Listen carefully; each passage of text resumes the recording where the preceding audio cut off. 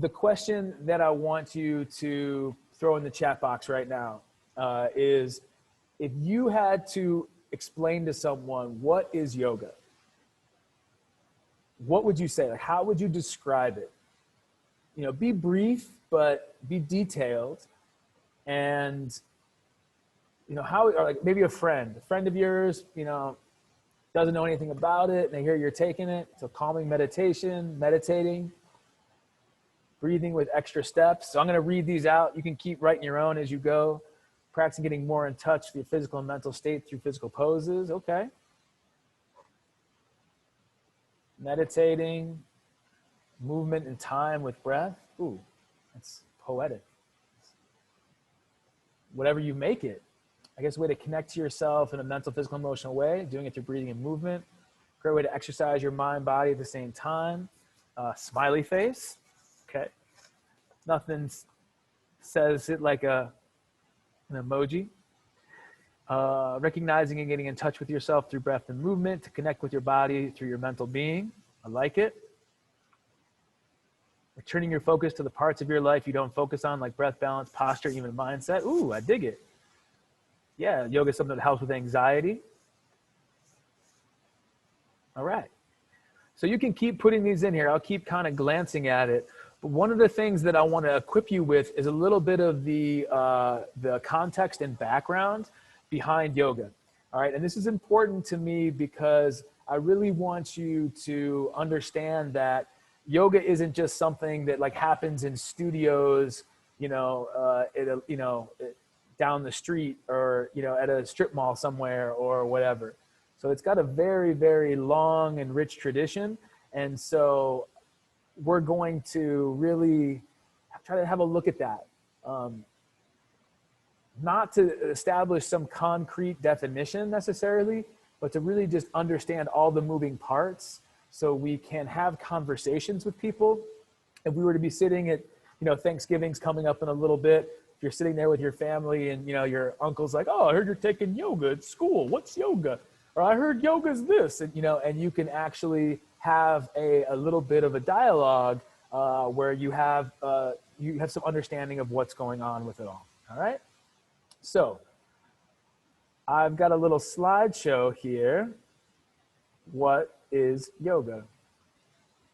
So let's get into it. First of all, yoga is a Sanskrit word, okay? So you see Sanskrit up there, that's how you spell it. And over here on the right is like a little selection of a Sanskrit to English dictionary. It's called the Moner-Williams. It's from like the 1890s something. And I just want to give you a little example of what an entry would look like. And if you see at the very top there in the corner of that entry, there's this bolded script, and that is actual Sanskrit. So it's the script form is called Devanagari, and it's actually what like Hindi is written in as well. And oh, I got a bunch of people in the waiting room. Sorry, hold on one second. Let's let these guys in so they don't miss out. So the Devanagari script is what you see there. It's really beautiful script. And then what you see after it, that YUJ, that's the Roman script in terms of the phonetical pronunciation of it. So it's what's called a transliteration of Sanskrit is this. So this is actually the entry for huge, and we'll get to that more in a second here. So Sanskrit is a centuries old Indo-Aryan language. Let's break that down for a quick second.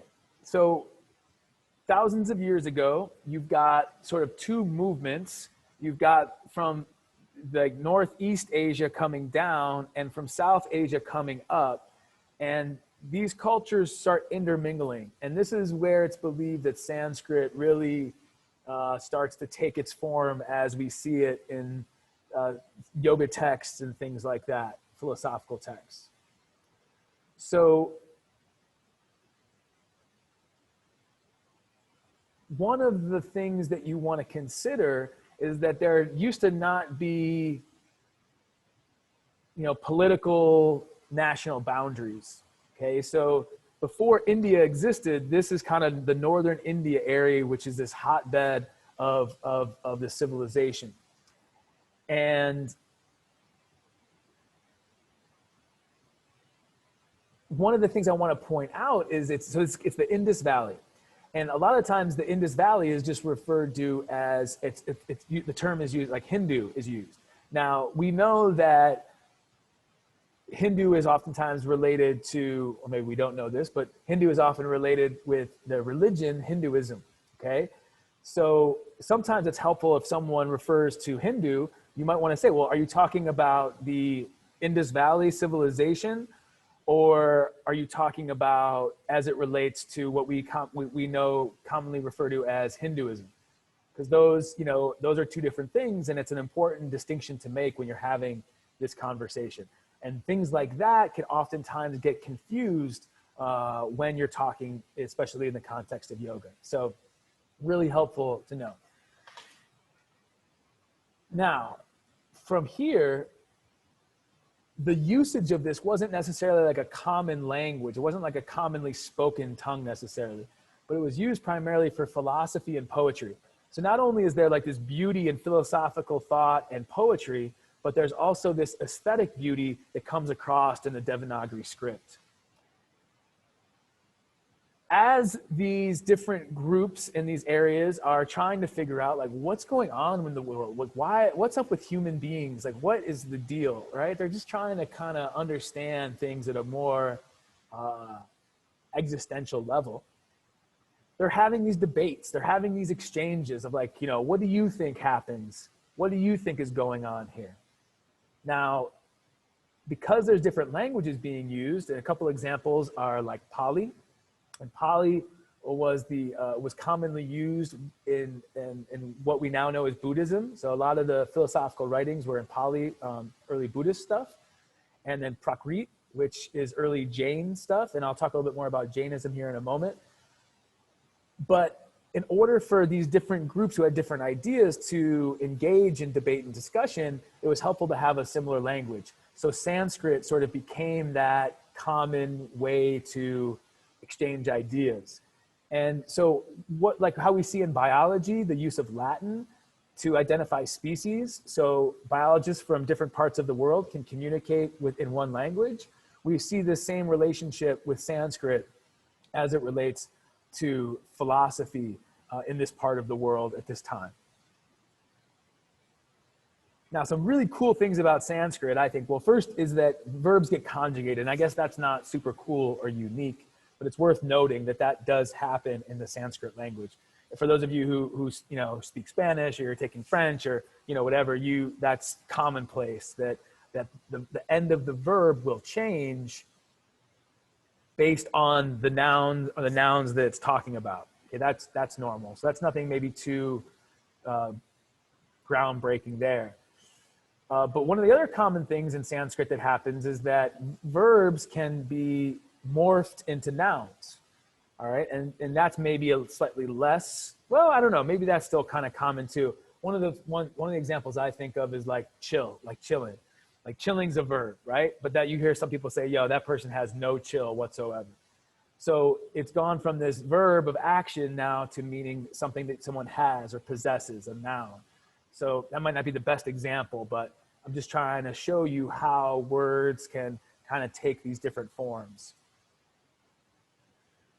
What is maybe more unique to Sanskrit, but I do think it is in Latin, and it's also, I think maybe even happens in German. I'm not 100% positive. Maybe someone who knows German can clarify this. But the nouns also, the ends of the word will change based on how they're being used. And I found this really fascinating. So for instance, if the noun is the subject in the sentence, if it's the direct object, if it's the indirect object, if it's referring to a location somewhere, if it's associated with like possession, it will take a different ending. So you might have two words that look different as nouns because the endings are slightly different, but in fact, they're the same noun. They're just having different use in a sentence. So hopefully that makes sense. Now, another thing that Sanskrit has that I don't have on the slide here is this thing called sandhi. But you know how we go from the word ah to an if the next word begins with a vowel, right? So I wouldn't say igloo, I'd say an igloo. But I'd say a hat. So because the word that is talking about begins with a consonant, it stays If it begins with a vowel, it changes to. This is an example of sandhi. We don't really have many of those in English. In Sanskrit, they happen all over the place.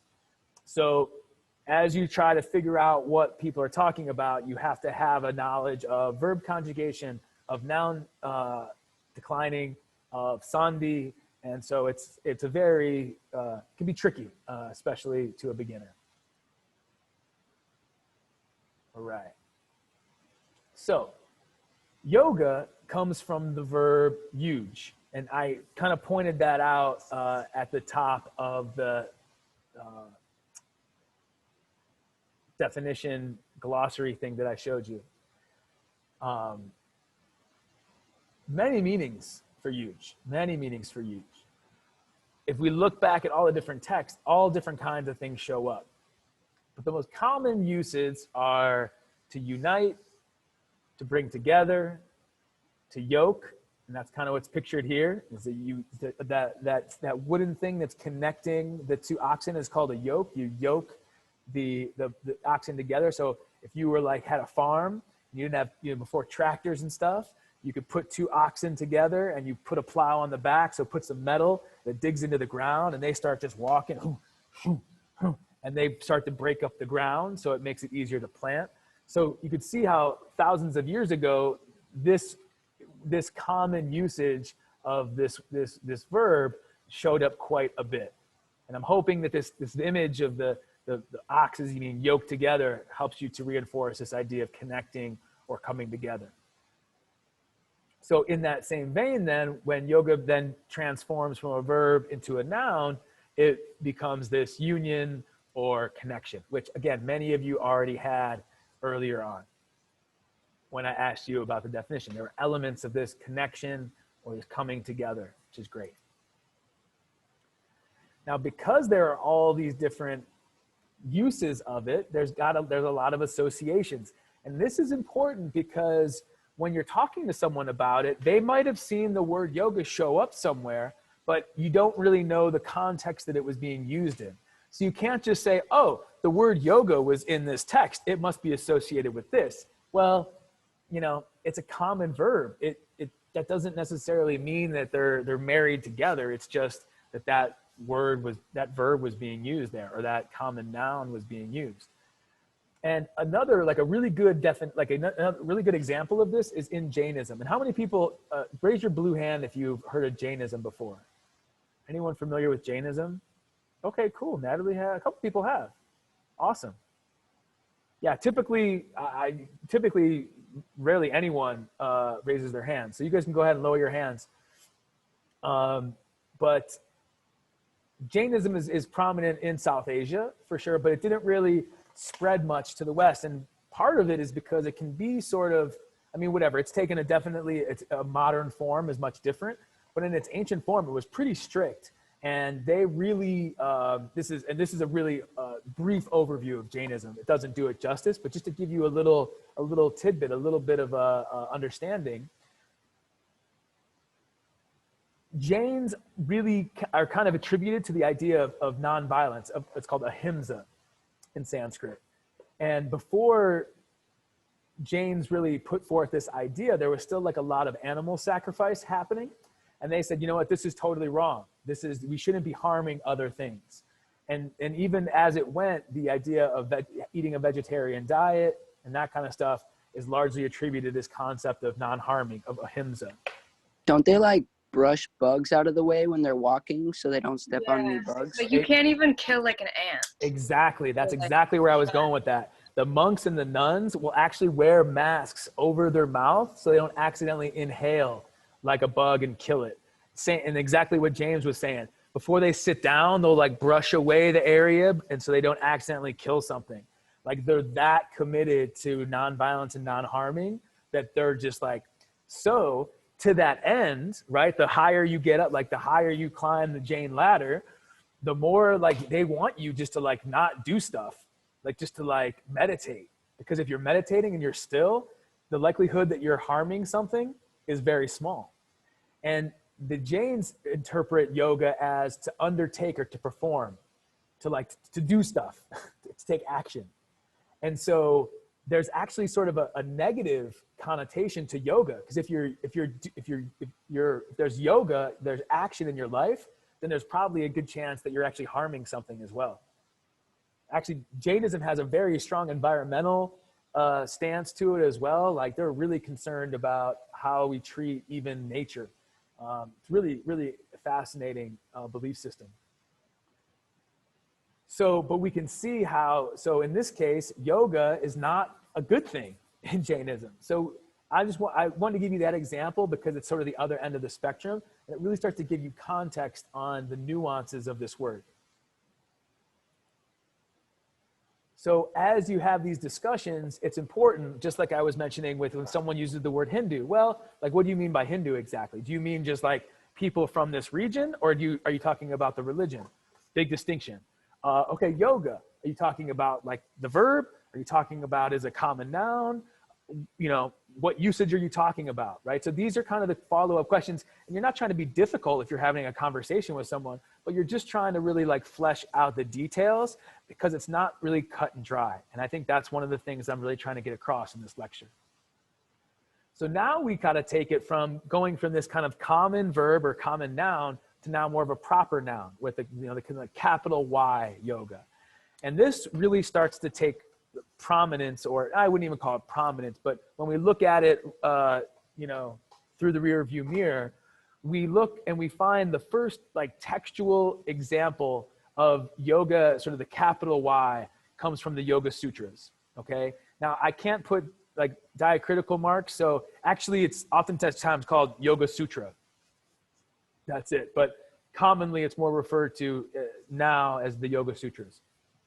And this happened between the 3rd and 5th century Common Era. So you might know it as AD, but in academic context, it's called Common Era. And instead of BC, it would be BCE, before Common Era. So the Yoga Sutras are what start to, this is where we kind of like pinpoint in the timeline, okay, this is now, yoga is becoming like a full-on philosophy, all right? And, you know, by no means was it just written during that time. It definitely seems as if it was developing and creating in the centuries leading up to it. And then someone it's attributed to Patañjali, and usually that N would have a little tilde, a little squiggly line over it, but it doesn't let me do that on Google Slides. So I wanted to point that out. But Patañjali is said to have written this down. And this is where it kind of now starts to have a presence as yoga as a philosophy rather than just as a common noun or a common verb, which it still continues to have, by the way. There's an author by the name of Patañjali who also wrote a famous text on grammar. They used grammar, actually, the philosophy of grammar. I'm telling you, these ancient thinkers really broke things down in an unbelievable way when you start to dig in there. But most people think, as we look back on that Patañjali who wrote about grammar was different than the Patañjali who wrote up the Yoga Sutras. Not everyone agrees on that, but the majority of scholars hold that to be true. It seems as if there were a couple centuries in between them, but you know, who knows? Maybe, you know, he had a way to live for a really long time, or, you know, maybe we're getting one of the dates wrong and they actually, those two texts were a little bit closer. So again, you can hopefully see that I don't want to speak with anything with certainty that happened 2000s of years ago, right? So I'm just trying to give you the context and what we think probably is the case. Now, the Yoga Sutras came about during a time of like frequent and regular philosophical exchange. I put religio-philosophical, maybe I should have put spiritual philosophical. You know, again, we have to be careful, and I'll talk about more about this in a moment here. But what I can say right now is that it took different elements from different schools of thought and combined it while adding like some new stuff in there.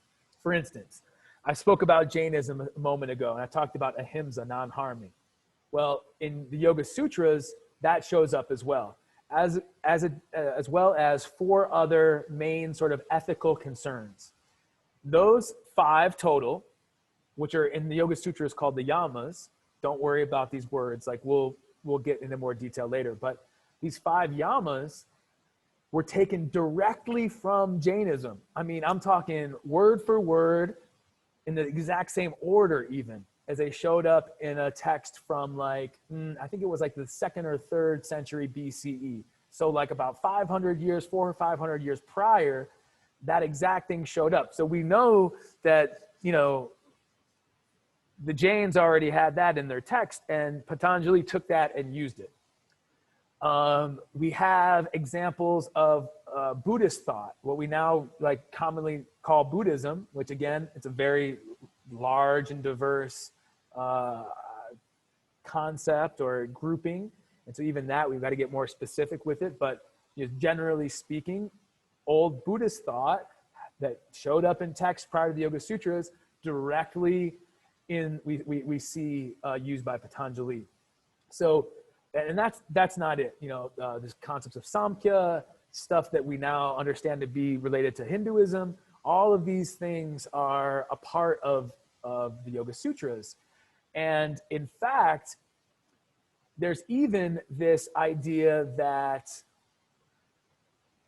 you know, if you have a spirituality, or if you like if you believe in like a divine creator or something like that, the yoga, like Patañjali included that, like, hey, if you have that, cool, you can take this structure and apply it to this and run with it to get a deeper understanding of it or of yourself through it. However, if you're not into that, that's cool too. There's other paths that you can take to give you a deeper understanding of yourself and what is going on in how you perceive existence. So it's really cool in its inclusive nature of this. And that's really, really important as we go through this class that you understand, because of some maybe misunderstandings that people have that I'll address here in a moment. So applying the modern concept of religion to these various schools of thought is really problematic. And like, you know, as I was reading in my master's program, like this is, you know, scholars will put like first paragraph, they'll point this out as something that is happening, that like, listen, you can't take a concept that has all these modern associations like religion and like how it's worked in the Western world through really the Abrahamic traditions and apply it retroactively. So again, like, so like back through time into a different place to different ideas. The translation isn't direct. A lot of the times we'll want to do that because we want to try to simplify things by saying, oh, this is like this. I get it.